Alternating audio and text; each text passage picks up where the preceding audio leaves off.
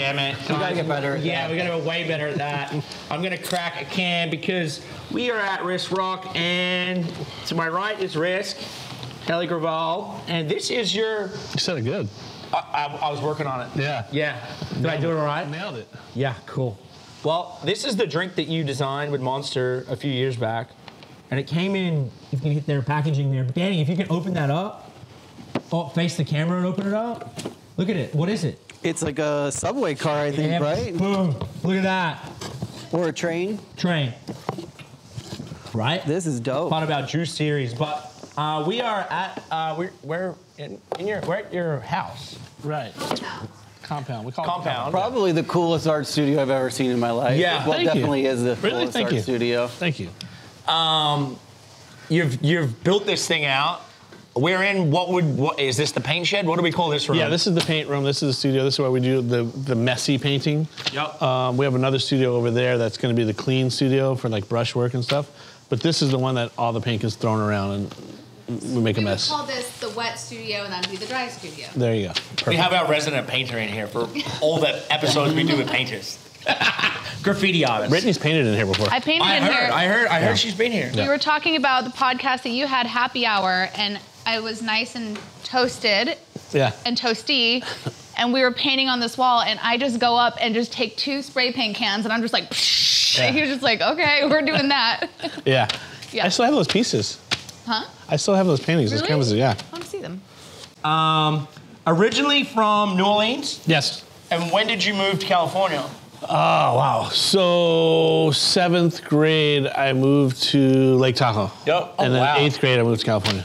So Lake Tahoe, then to where in California? Lake Tahoe, you were on the Nevada side or the California side? Good question. I think I was on the California side. I was gambling around? I was right on the border because Cal Nebo was right there. That's Yeah. the way So I know. I was in, like, the casinos. Yeah, I was in Incline Village, Yeah, you're California side. California. Yeah. Yeah. Yeah. And So I then- was. Go ahead. So I was there, and then I went to Manhattan Beach in 8th grade, Nice. and then Palos Verdes in 9th grade, Nice. and then 10th grade I was in LA from that point on. Yeah. And when did you stop painting or doing graffiti? So probably LA, 10th grade. 9th, well, I see my dad, we moved all the time. So I'd go to each school like half a semester and go to a different school. So I think it was like 9th or 10th grade I started doing graffiti. It was at Uni High. And this kid came from, are we gonna talk about that? Yeah. This kid came from New York, and I used to draw my books and shit on the table, and I wrote, can I say shit? Yeah. And I used to draw waves and write surf all the time. And this kid's like, hey, what do you write? And I'm like, I don't write, I draw pictures. And he's like, what do you write? And I'm like, I don't fucking write, I draw pictures. And I was like, dude, this kid's a fucking idiot. Like, I don't write, I draw pictures. And he's like, we call it writing, it's subculture graffiti. Blah, blah. I'm like, what? And he took out these photos and he showed me New York trains. Yeah. And I was like, whoa, that shit's fucking cool. So that day I went and I went to this hardware store and I stole like some cans of red and white, and I came back to my school and I just sat there like waiting for it to get dark, staring at the school. People must have thought I was psycho. I just sat on the corner just staring at the school. I don't think so. And then it got like dusk. I jumped the fence. I did this piece, and it was terrible. It was like the worst thing you ever saw. Like everything I imagined, it was the opposite of that. Like I was like, oh, it's gonna have these arrows, and it's gonna this and that, and it was just a big blob. But the next day, there was like 400 kids going, that's fucking cool. I'm like, that's cool? They're like, yeah. And I was like, all right. And they just had never seen something like that. So I was hooked, and I did it every day since then. And when you're painting graffiti, I mean, that's the thing that always scared me about. It's like you have to get it right. So like when you think it's messed up, I mean, you can't really just white out. You have to let it, So where did you learn? Like, were you just painting all over schools? Like, what was your? So my school. So I didn't realize that it was until illegal? way later. Yeah, until way later that it was illegal. That graffiti is the magic eraser. Like I didn't realize that because I'd get all panicked about it. I was like, oh, it's fucked up. Now I can't fix it. Yeah. And then years later, I'm like, oh, you just go right over that shit. Yeah. So it's cool. But yeah, I painted my school, and it was like a cat and mouse thing. Like I had it wired. I mean, my friends would come with me, and we'd sit on the roof, and they'd whistle when the security's coming to go this way. And then eventually, I broke in the school, and I painted the lockers so they couldn't buff it. I called it the locker rockers. And then I just killed my school. But I was the only dude that surfed there that was getting arrested and getting in trouble all the time. So they busted me pretty quick. And then that's when I changed my name to Risk. And then, Nice. yeah. That's what I was wondering. So how did you did you go through a couple names before you found Risk, or was it to get away? Yeah, I did. I earlier? did. So my friend wrote Chance. And I was like, that's the best name in the world. And now I'm like, that name sucks. But I wanted that name. And I wrote, the IROC Z came out. So I wrote IROC, ISROC, RISKROCK. And then I saw the Risk board game. And I'm like, I guess Risk is cool. Now I love the fucking name. I don't think it's a better name ever. But that's how it happened. But yeah, I wrote all these different names for a couple weeks. Like the first piece on a California freeway, a color piece, actually says ISROC. And I'm like, fuck, why didn't it say Risk? You know? It's wild now, living in LA and being through this era where, I'm in the building that looks into the building that's tagged. Yeah, right? the graffiti towers. Yeah. I look directly into it, and it's wild, driving around now and just seeing the pieces that go up and they get painted down and they go back. And we live in I tell people now we live in Gotham City era. Yeah. And for painters or graffiti artists, I feel like this is the time to be living in Yeah, LA. I was just talking to somebody. It's yes, for sure, but it's scary it's fucking scary because I'm watching all these dudes paint right now, and it's I might have slipped out of there a couple nights and been out painting. It's free fall. It's fucking great. They're not buffing. They're not arresting you, but it's also election season coming up and the Olympics, so you're gonna see a big crackdown. Yeah. And it's a lot of people. They're gonna make examples of a lot of people. And they're going to come down hard. So it's a little scary right now. Right. The building that in Miami was before that, right? Yeah. Was that legal or illegal? No, that was totally illegal. That's what started the whole thing. Right. Yeah, I just didn't know if that was a piece of Art Basel or that was the thing. Well, everyone said it was the best thing at Art Basel. It's the building. So I was lucky enough to go hit that building early because all my boys did it, and they're like, get up there. So I went up there and did it. And they're the guys that actually flew back here and start that one. Right. So it was end of January. I flew home from X Games, and there was 3 tags up. I actually hit that video. I had one of the first videos. Yeah. Because my balcony looks into it, right? Yeah. My whole living room looks into it. And I hit it. I did a photo shoot in Daytona, came back the next day, and the whole building was done. It's fucking crazy. Yeah. And that's when I was talking to people that were in the building. And then I got friends that are cops that are like, fuck. Yeah. I had a friend showing me pictures of the building, and later that night he was on the news, and I showed him the clip. He goes, "What the fuck was that?" They were filming him, and he didn't even know it. Yeah, helicopter. They still do now. I don't know if they do flybys or they do tours by it, but helicopters will still come in. They put fences up, and it's fully they had police there 24/7. Yeah. And then they fully fenced it, and then there'll be nights where there'll be choppers that come in and loop it and light it, but it's not cops. And I'm like, are they just sight touring? Yeah. Which they probably are. Probably. All right, so a few achievements here. Face Your Fears 2018, rocket the world on June 24th, fetching $214,000. That was a painting you sold, or that was for an auction? That was a piece I sold at an auction, yeah. Yeah, wow. Yeah. That's really cool. Someone sold it. I didn't sell it. It was from a gallery show? Yeah. That's sick. Is that kind of mind-blowing when you're doing these auctions where you're because you see your own work and you're like, oh, this is worth so much to me, or I put so much time into it. But when you see that price go wild, is that Yeah, I mean, I don't mind. It's cool. But it's funny, I've had people come and a painting gets stolen, right? And then this guy comes and he's like, I found a storage horse. They found it in a fucking locker. And they come and they have a gallery lady come here and this and that. We did a deal and I traded it to him for something. And then the lady right in front of me buys it for $100 grand or some shit. And I was like, I just traded that for 15 grand. It was just right in front of me. They just traded and did the deal, you know? Wow. Yeah. But it's cool. I mean, it's what it is. Funny story, at the Tony Hawk Foundation this year, I put my hand up for a painting for a lot of money. And then another guy bid me on it, and Tony was like, dude, that thing's worth $10. I was like, thanks for telling me afterwards. I put my hand up, dick. Yeah. All right, collaborations. This was pretty cool. I read this, and I guess I never really thought about this, but you worked with the Red Hot Chili Peppers, Blink-182, Aerosmith, and Guns N' Roses. I mean, on my list of bands, I'd say there's 4 of my favorite bands on that list. Yeah. That's wild. Yeah. Well, Michael Jackson I also read, Michael too. Jackson, yeah. That had to be early on, though, huh? That was early. So Michael Jackson, I used to so I ran away. early on. Like when I was in high school, I ran away. And I used to go to find people, like the sets and stuff, like doing graffiti, like movies. And I'd say, let me do some background graffiti for craft services, just to eat and stuff. And then they got to know me, so they started hiring me to do the backgrounds. And then eventually I did the Michael Jackson video. That was my first big gig. What song was it? The Way You Make Me Feel. Wow. Yeah. And it was dope, because they're like, unlimited budget. They're like, design 3 streets. One's like all New York graffiti, and one's gang writing, and one's like whatever you want it to be. And we're gonna pick the street. And then they picked a piece of each street, you know? So it was really cool. But my favorite collaboration, Aerosmith, for Joe Perry and Steven Tyler, like, got the graffiti itch. They're like, let's go bombing. And I didn't really know what they wanted to do, because they kept hiring me. They called me and like, let's go do this and that. And I'm like, all right. So I thought they wanted me to tell them about graffiti or how we do it or what we do. And they're like, I thought they were using me to like consult for how to launch their announcement for their new tour. But they wanted to actually go bombing for the new tour and put tour coming. And I was like, dude, you can't just do that. You get arrested. We won't get arrested. We're Aerosmith. I'm like, all right, here we go. So we went bombing, and we almost got arrested.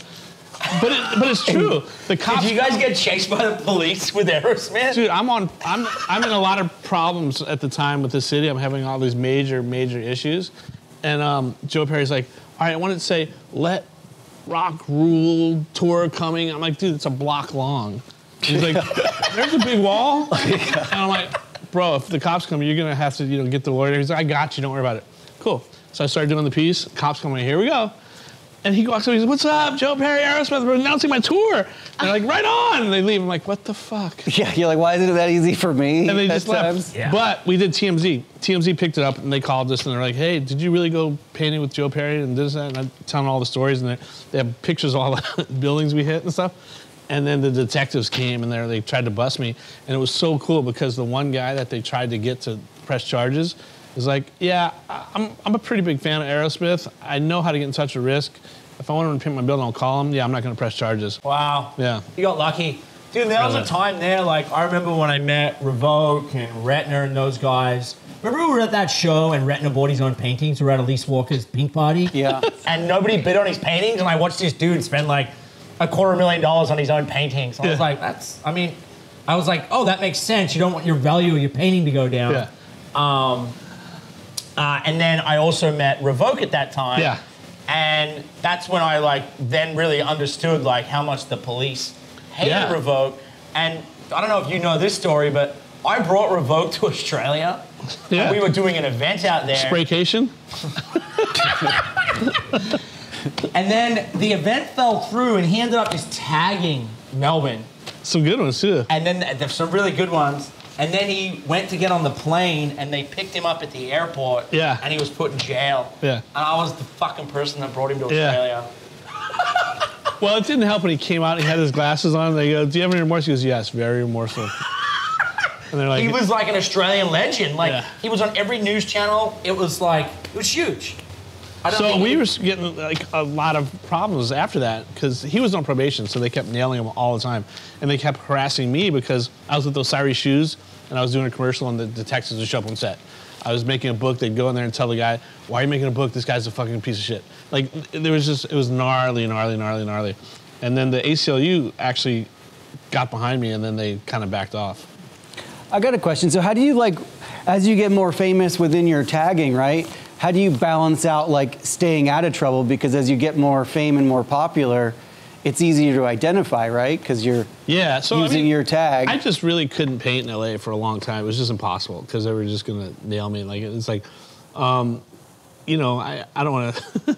I want to skip that question a little bit right now, but no, that's totally. But do you kind of mold into a different thing where you start selling your work and that kind of changing your output in a way? Well, I think for me, I sold my work really early. So Slick and I won the World Championship in 1987 or something. 89. 89. Thank you. You're welcome. And because of that, we had collectors buying our shit. Yep. So I was introduced to selling my artwork very early. So I always did it, but I was always doing illegal graffiti too at the same time. So I always did both, and it was everyone's like, what's the crossover? There was never a crossover. I just couldn't paint in LA, so when I traveled to go do shows or with my previous company and stuff like that, I would paint. So every time I went to a city, I'd bomb. Like, Yeah. like it'd make the paper, like the front page of the paper, like graffiti artist comes to town, hits the freeways. And then, you know, you start doing, you find other ways to paint that, you know, under the radar kind of thing, you know? Like I also think though that the way that the graffiti movement has changed, and especially from something I noticed of you, is you've created a style to do murals, and so you can still be bombing, but you're putting your art, and people want you to paint their buildings because it's so beautiful and vibrant, and the butterflies, and I think that that's a really kind of a good, I guess, buffer to where when you want to go and, you know, do what you came from, you know, do the graffiti, but also, I mean, you have a building in Manhattan Beach that I love. Oh, yeah? The gallery. Oh, nice. Yeah, yeah. Yeah, it's still up there. Dennis Jarvis. Always, Yeah. You could always recognize your work, and I think that that's where, you know, you guys have changed the game, and you can just paint murals. Yeah, well, see, my graffiti is different than my gallery art is different than my murals. My public murals are like color-filled murals. My gallery stuff's mixed media. My graffiti is my graffiti. It's only recently and your sculptures. And my sculptures are found objects. And it's only recently that they've kind of been crossing over and coming together. Yeah. Yeah. It's fun. So there's, I think, two things. I feel like, A, you didn't get in this to be a job or make money, I don't feel like. I feel like when you started painting, you just wanted to paint. Yeah. There was no like, oh, this is going to be my career. But, you know, everyone always says, and I hate like this question, everyone's like, did you ever expect to be in a gallery? I'm like, fuck yeah. Yeah. I mean, obviously, you know, we dedicate our life to this.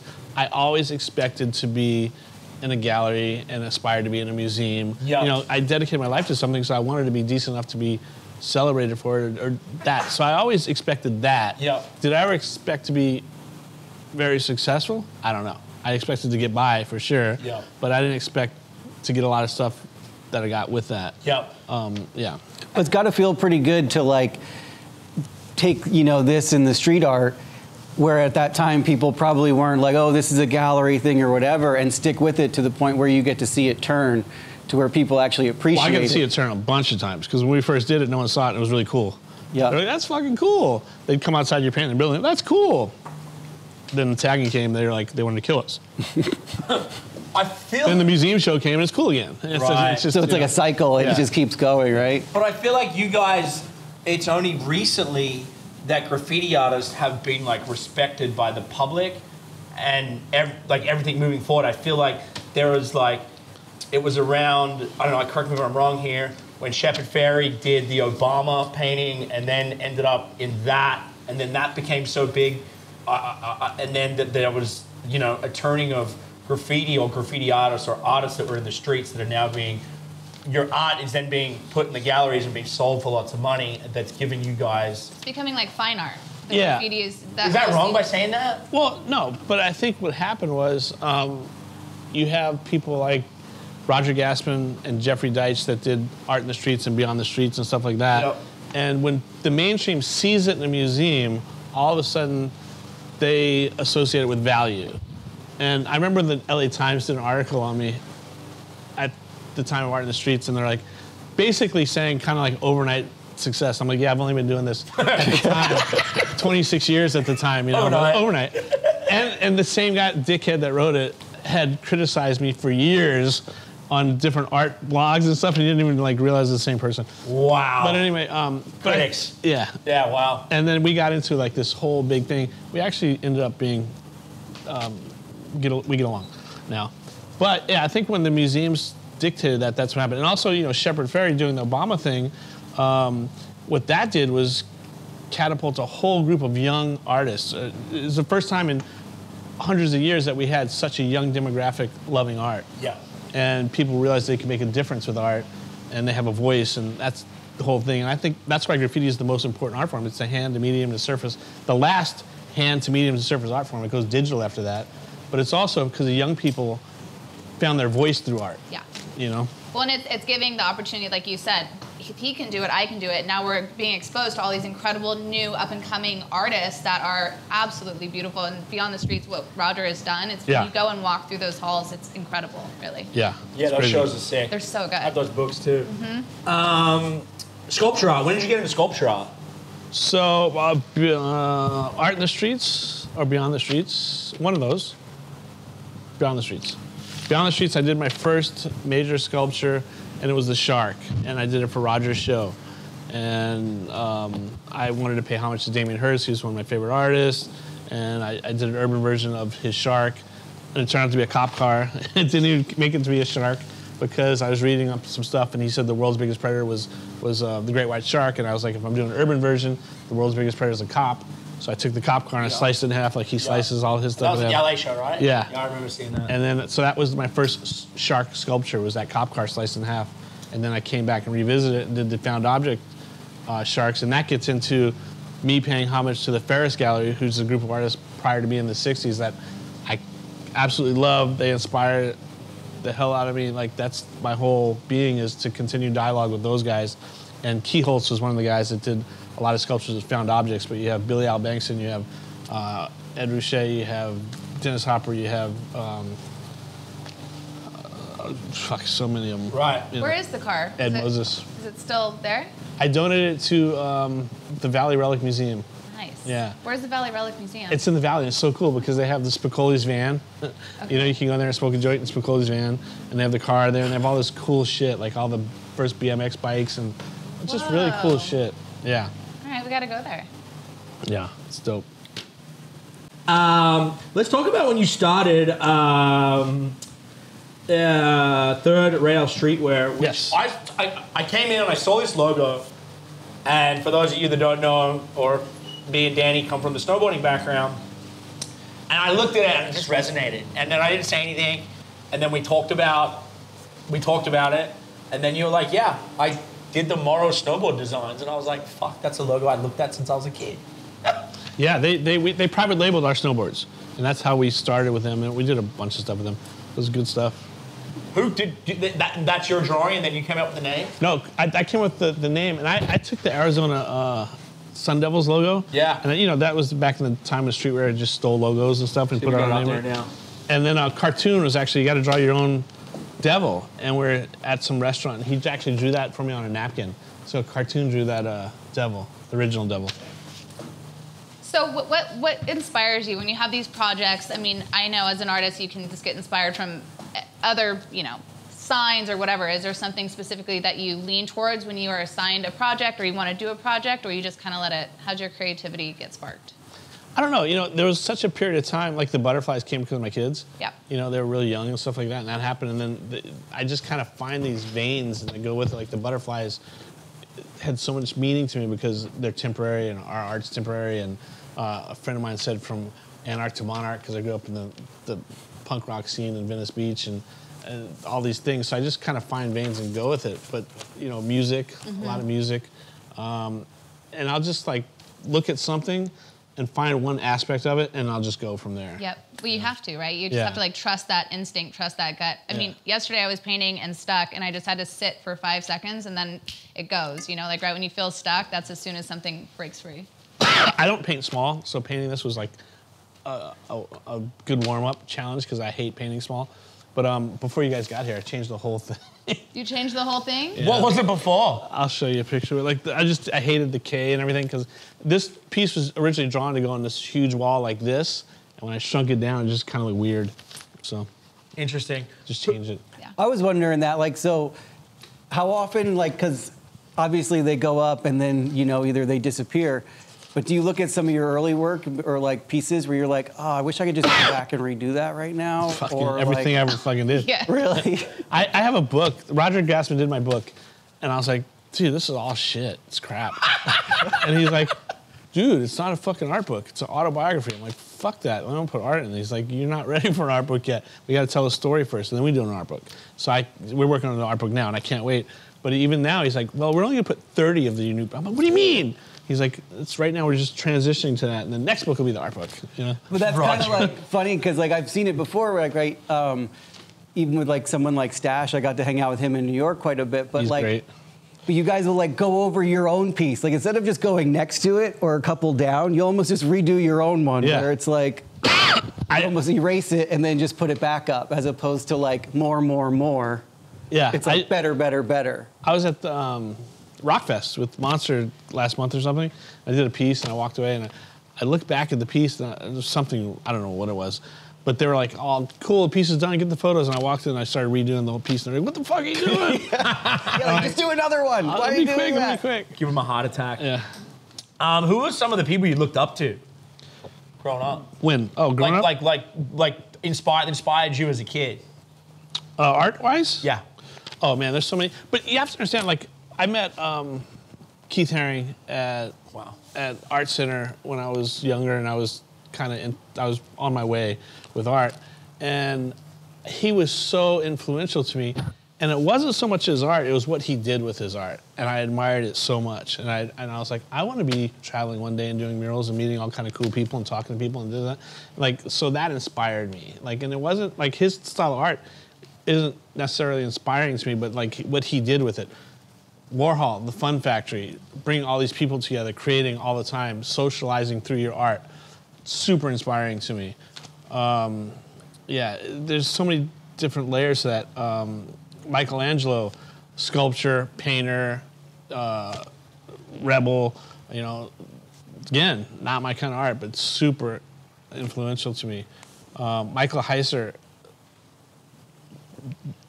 people don't really know a lot about him, but I'm super inspired by his early art. And he's known for like levitated mass and all these big sculptures and shit. But like, I'm like, oh, the fucking poster you did for the Olympics in '84 is great. Everyone like, what? He's not. Did you do an Olympic stuff? I saw a bunch of people got involved in that. Were you involved in that when they approached you? I did in 2011. I did it in London. Right. It was really great. I didn't approach you for LA though? No. I saw some weird, I'm not going to say names, but I saw some weird people and I was like, how did they get to do that? Well, I think you can submit it, like, because I got the I guess they did approach me. They send you an application and you submit this stuff. But yeah, I'm gonna do a mural or something. You know, what we're releasing today was the Paralympics. Sick. Paralympics just started yesterday. Yeah, so we're releasing a print today. Our friend Tommy Holstein's in a wheelchair. He comes here and paints a lot, and he paints with the wheels of his wheelchair. Sick. So we took the wheels and we made the Olympic rings. Sick. And we're releasing that today. Yeah, it's really cool. We got a question here from Chris256. Do you have any digital artists that inspire you? Also, what do you think of 3D printing? Let's start with 3D printing, because I just had a meeting yesterday with 3D printing.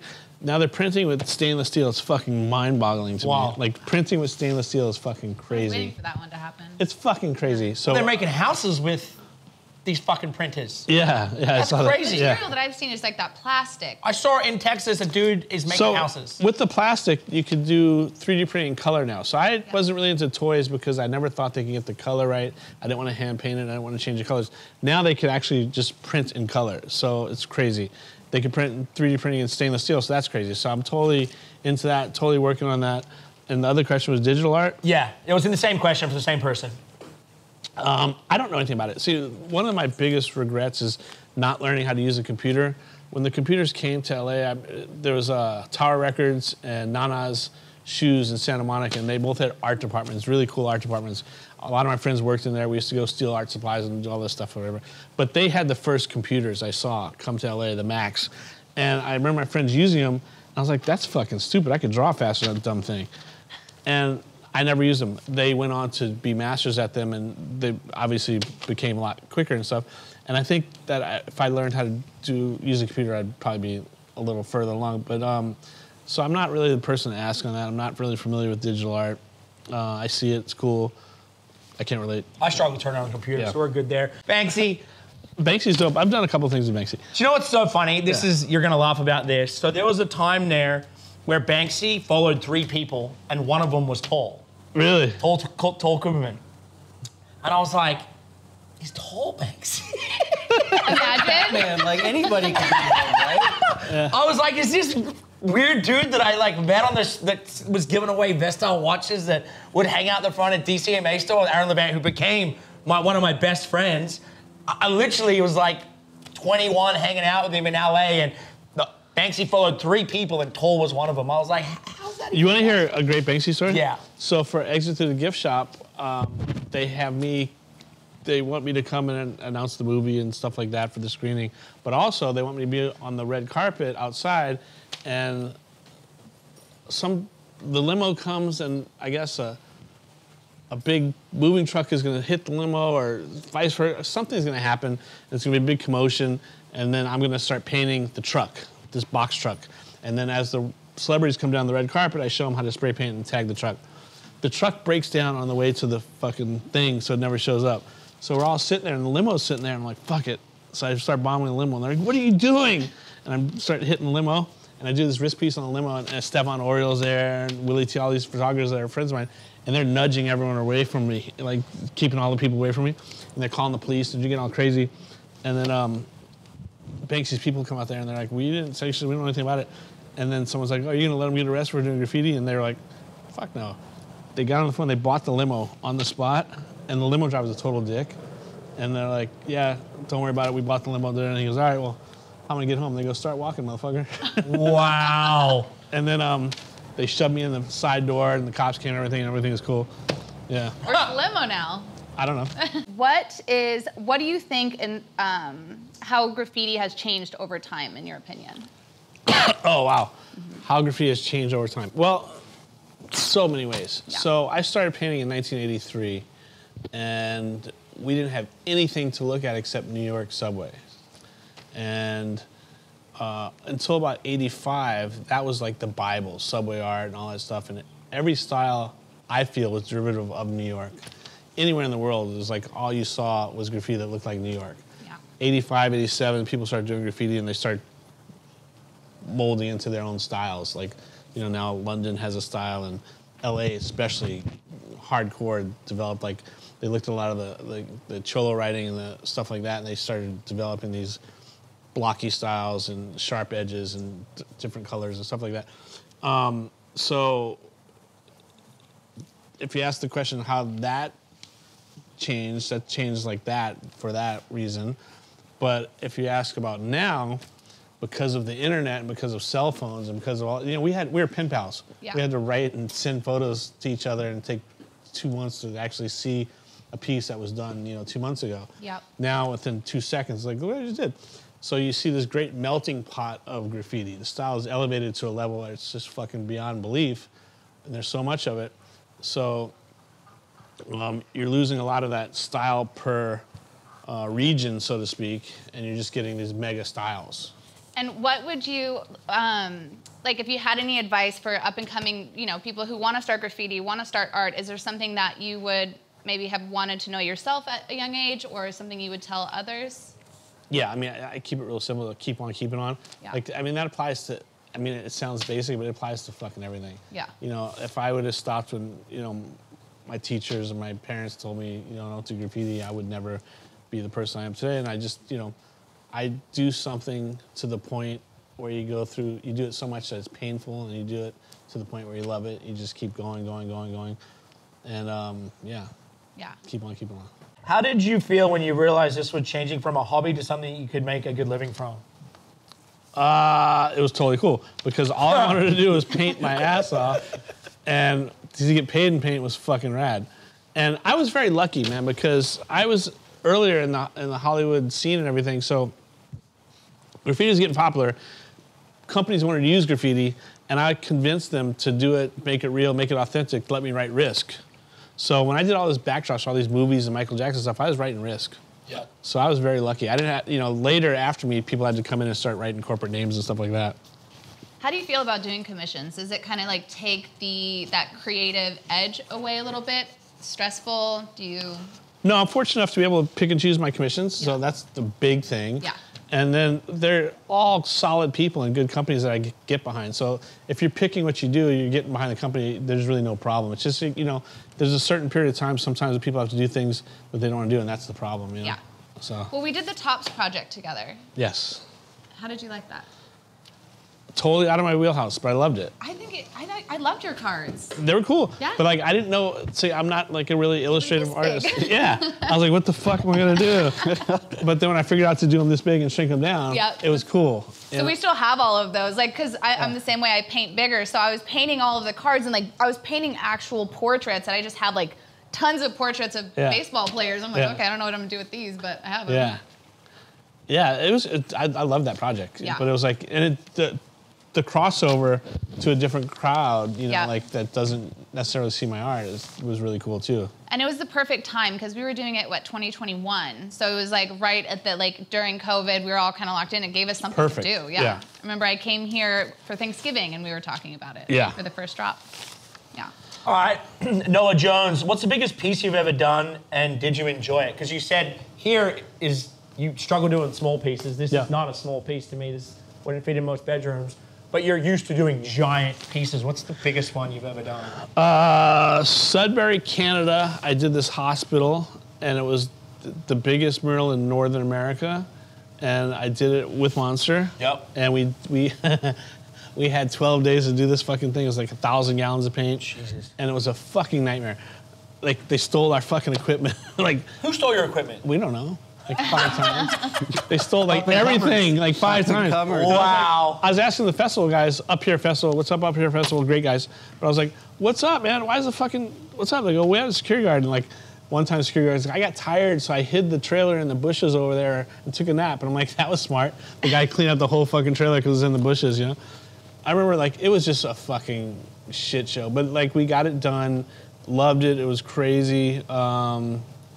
You know, we got there, I had to go, I have a high lift certificate, and I had to go get a different one for Canada. What's a high lift certificate? It's like you could run lifts. Big machinery. Big machinery Yeah, or something. OSHA kind of stuff, but they have different, they have the Majesty there or something. And it was crazy, and we did all that, and some stuff that we can't talk about that we did that we shouldn't have done. Yeah, right, cool. But we got it done. While we're talking about stuff we shouldn't have, you made history in the first Los Angeles graffiti writer whose work ran a subway car in 1988.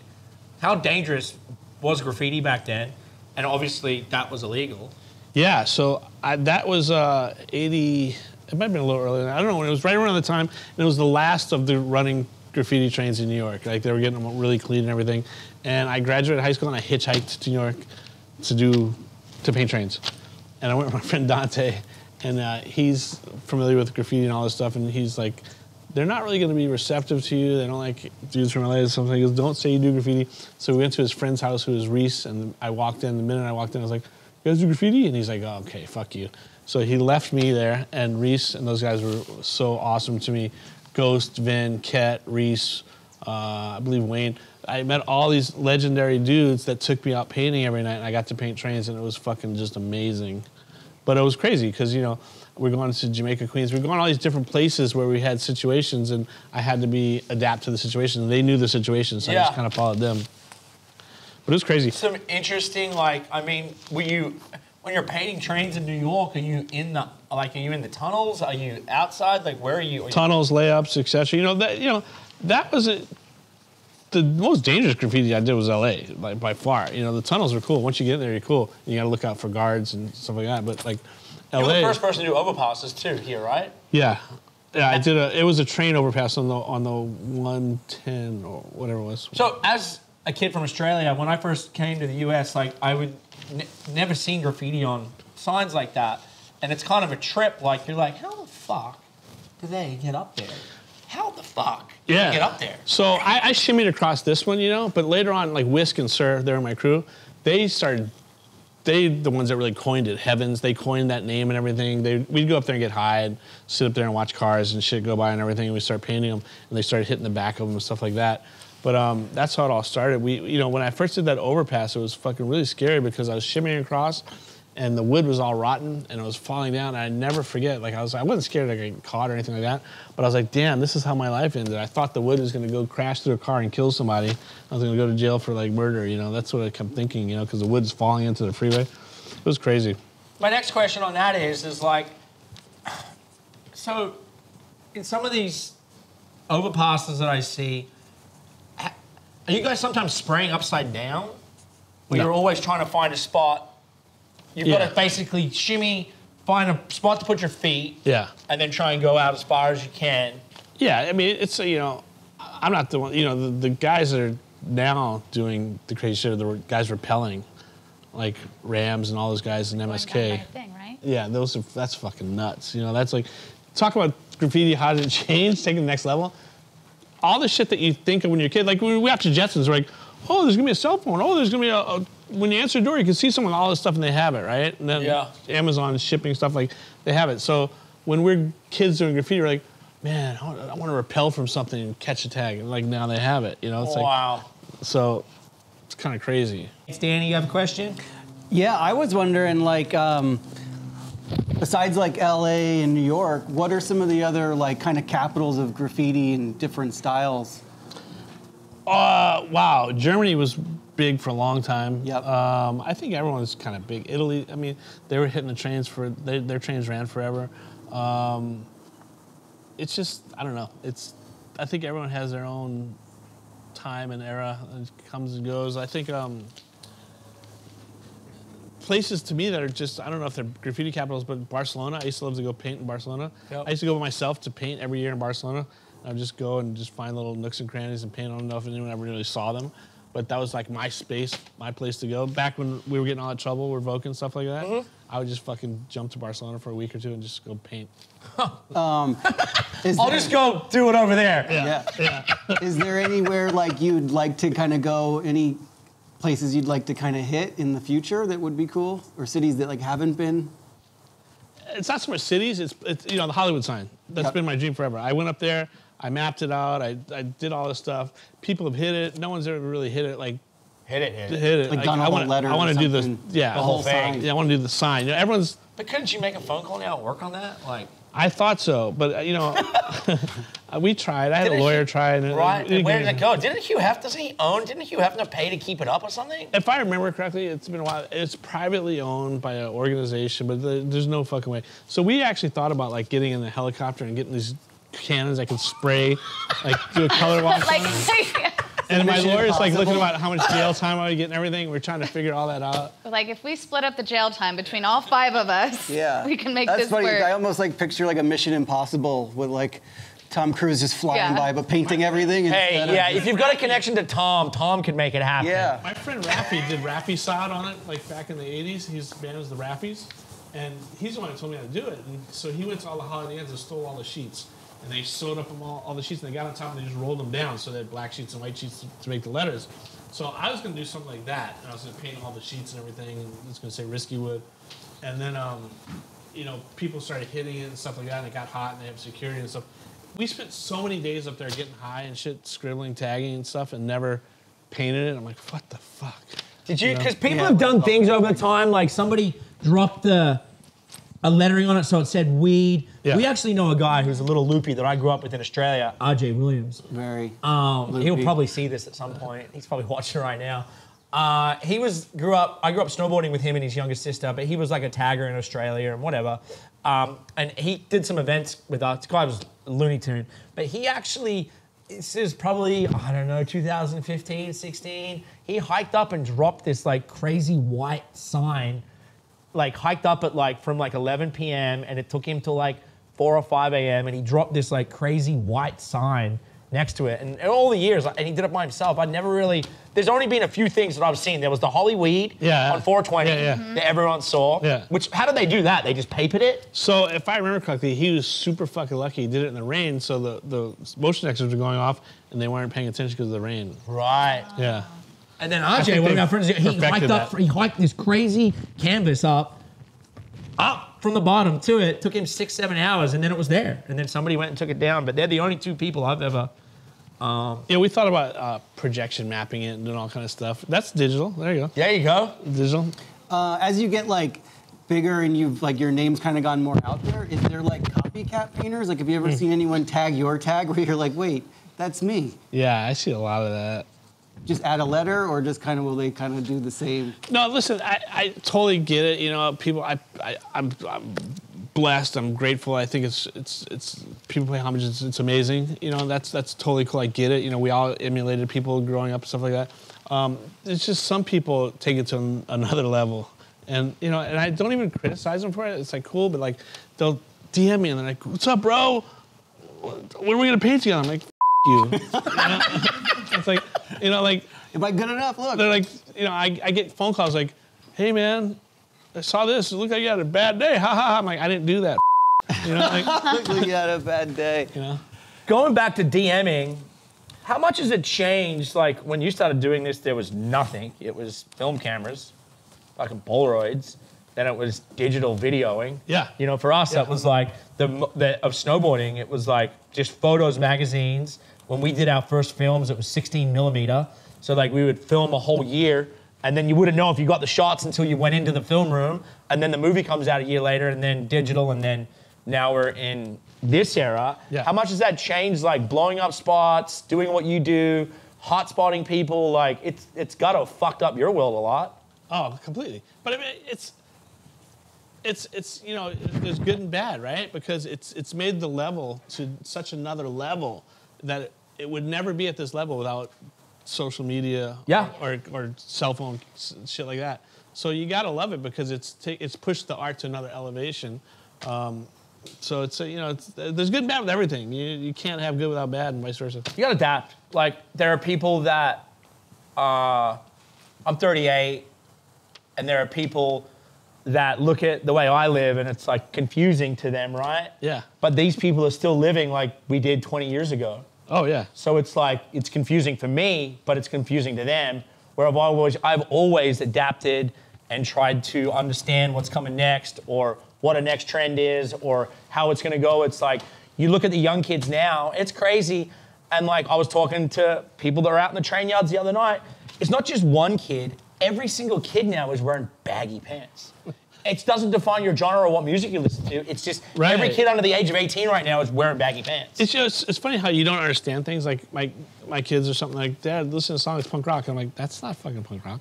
And they want to argue with me. I'm like, I'm not gonna argue. But like, you just don't understand shit. Like, I ran away from graffiti. My dad's like, it wasn't a big deal. They're like, listen, if you do graffiti, you can't stay here. I'm like, later. And he's like, oh, you think you're a man now? I'm like, yeah. He's all right, make sure you're home every Friday for dinner. I'm like, okay, cool. And I check in every Friday, and I ran away.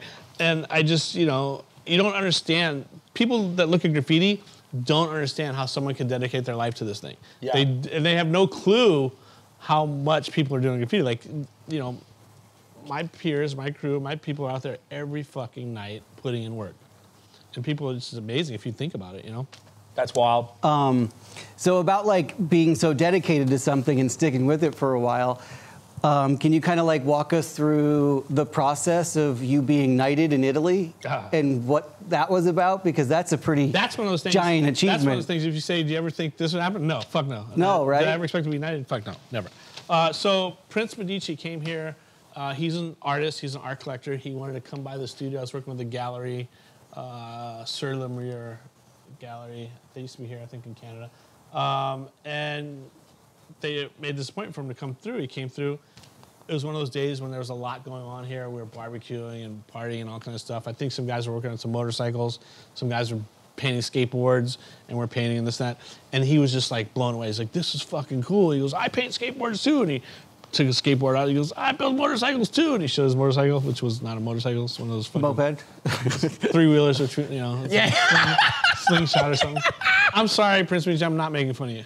Kinda. You are. So what is the process of being knighted? So we become friends. So he stays here the whole time, and he starts calling me and texting me. He's like, man, I can't get over your comment on this thing. He's like, you're like a knight. And I'm like, what's that? And the way he's explaining it with his broken English, like, he kind of called me like Robin Hood. I'm like, what do you think? I rob from the rich and give to the poor? He goes, well, you help out a lot of people and all this stuff. And then he goes, the plight of the knight, and he's telling me all this stuff that I'm not really paying attention to. And he keeps saying he's going to get me knighted. I'm like, yeah, whatever. And he goes, well, I have to go see the Pope, and I have to, you know, I'm allowed to knight X amount of people a year, this and that. And I'm like, is this real?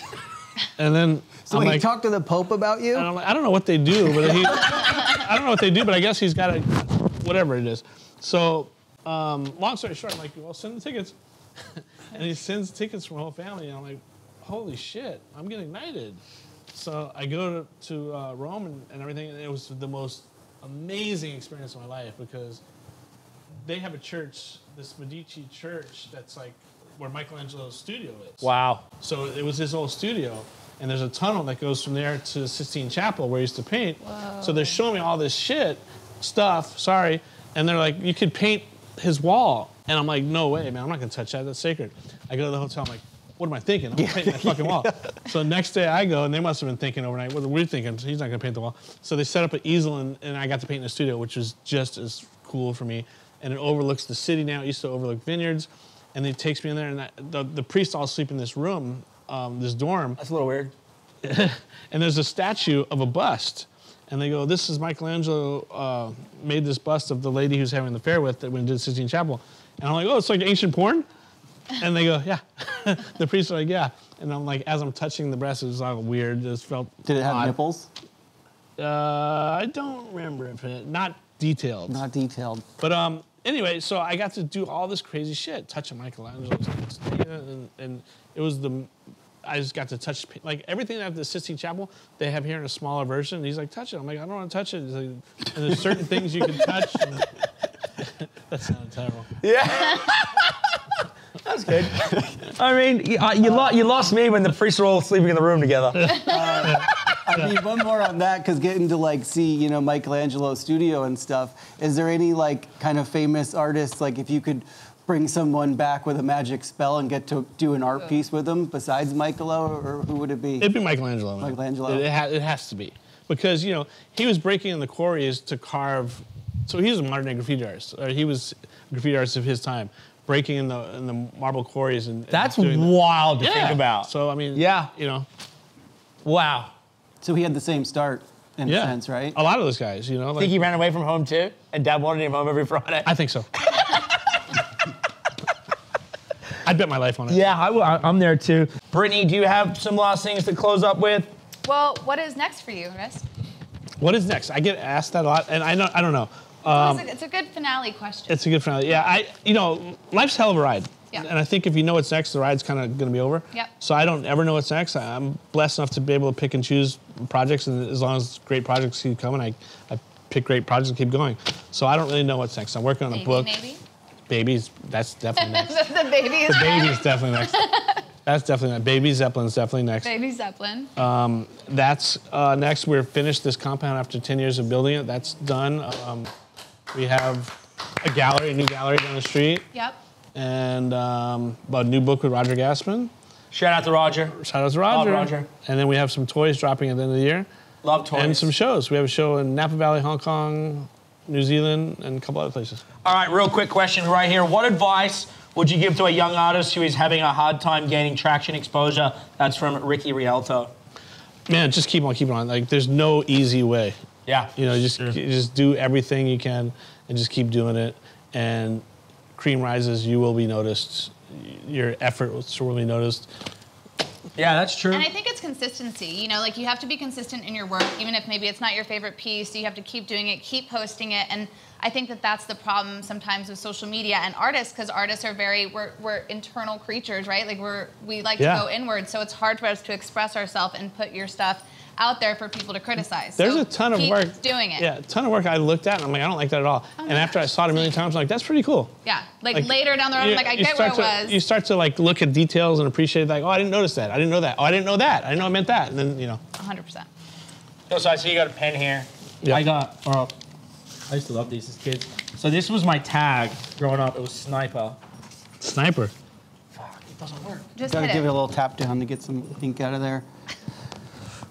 Is this done? I got a question. What are the chances we could see a Risk Sports Illustrated body issue? What? I don't even know what that is. Like when they like paint on the bathing suits of doing like a full Body paint? like Yeah. body paint. We did it at Basel. We did it one year. At Basel, we did a bunch of body painting. You know, there's some guys out there that are amazing at that stuff. Yeah. Here's a really good question here, actually. Noah Jones, being so into art, what kept you from completely blasting your body in ink? I feel like a lot of you guys aren't covered in ink.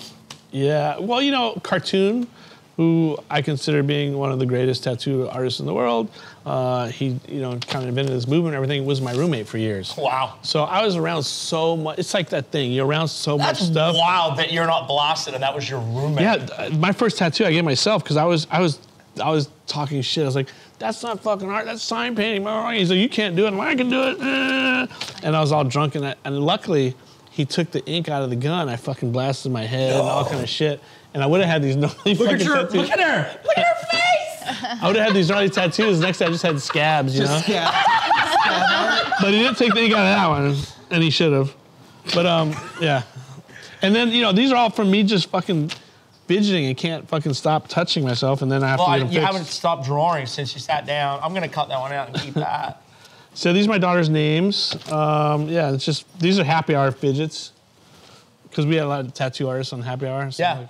You can drop that. Are you still doing that? No. No, that was your podcast show? We did it drunk during show? COVID, you know? Yeah, I mean, that's where we started. Yeah. Now it's like, it was super easy to get people to come here during COVID. People wanted to find something to do. And now it's just like, things have geared back up, so everyone's pretty busy. We do them every once in a while, they're just not scheduled. Yeah. That's how many bottles, you don't need to show the camera up there, but that's an impressive amount of alcohol. Happy hour. Yeah, that's Happy hour. purely happy hour. Did Tito's sponsor it? Toward the end, too late. Towards the Too end. late. Too late. I mean, no wonder why Tito's stock went up. Dude, Danny, any last questions before it sucks, but an hour goes pretty quick.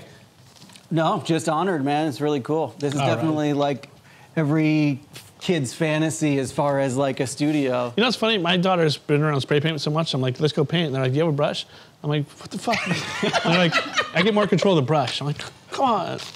Yeah, how much has like the paint can evolved since you started? Oh man, you know, we had Krylon like 12 colors, right? That's what we used. Now there's like 500 colors made for look right there. different pressures. And caps. 27 caps. We had 2 caps. We had a fat cap and a regular cap. You know, it's fucking nuts. And Like, what's the too biggest much. can they make? Is there any mega cans? Yeah, I don't even know what they're called, but the fucking big ass mega cans. Montana, I'm sponsored for Montana Paints. I've been sponsored for them for over 10 years. They're amazing. And they gave me this can one time. They go, catch a tag. And it's like a whole fucking building. Wow.